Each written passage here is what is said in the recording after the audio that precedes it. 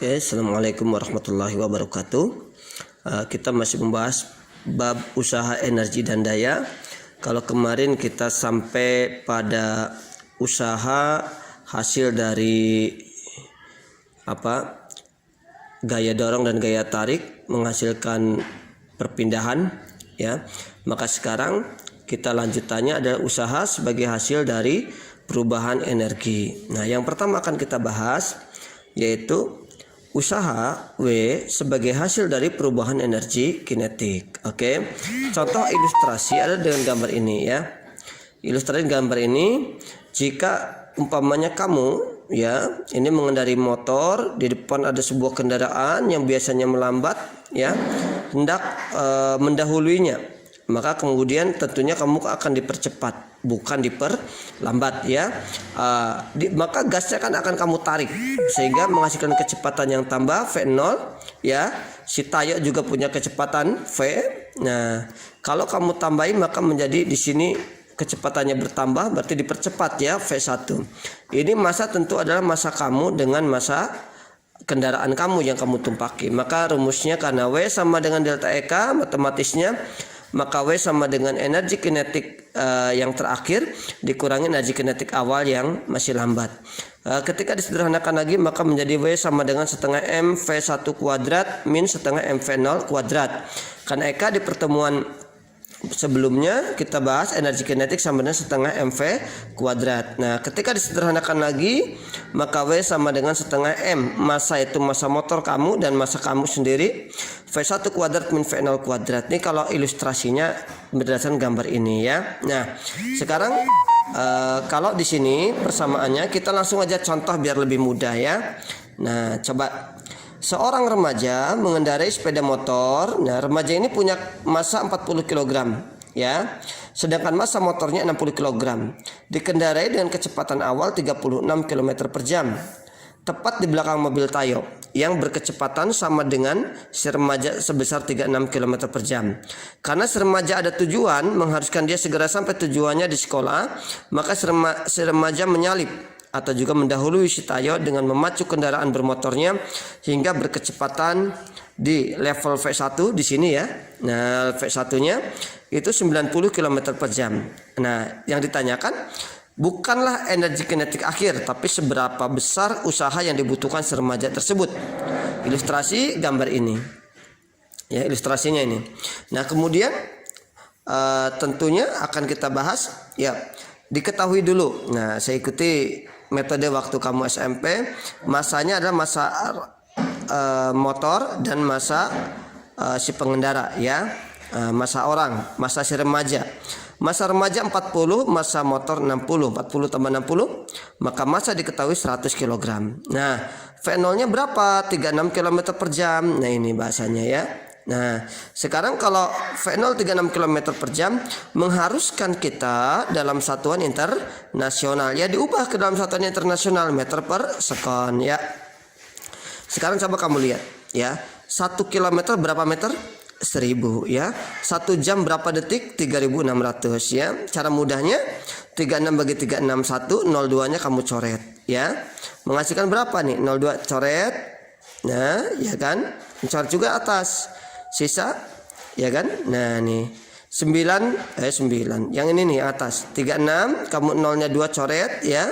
36 bagi 36 1 kali 10 meter per detik.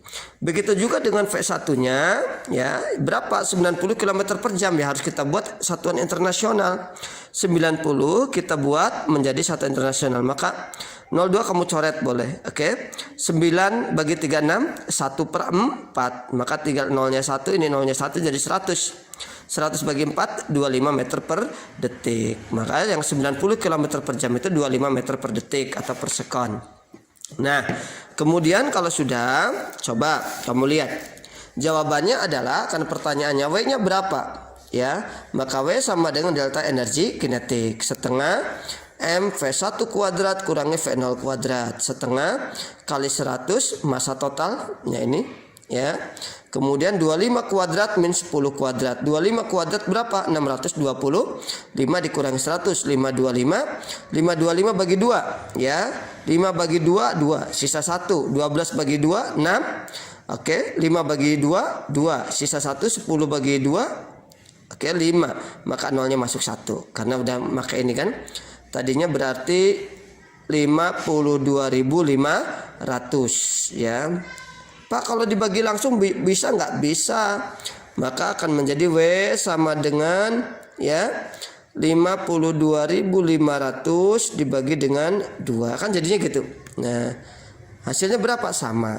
26.250 atau ya satuannya joule, J saja, atau 26,25 kilojoule karena yang ribuan ya di belakang 6 itu kan 6 berarti kan ribuan, maka menjadi koma, ya satuannya kilojoule. Ini contoh untuk W usaha dari perubahan energi kinetik, ya. Yang kedua, usaha sebagai hasil dari perubahan energi potensial, ya.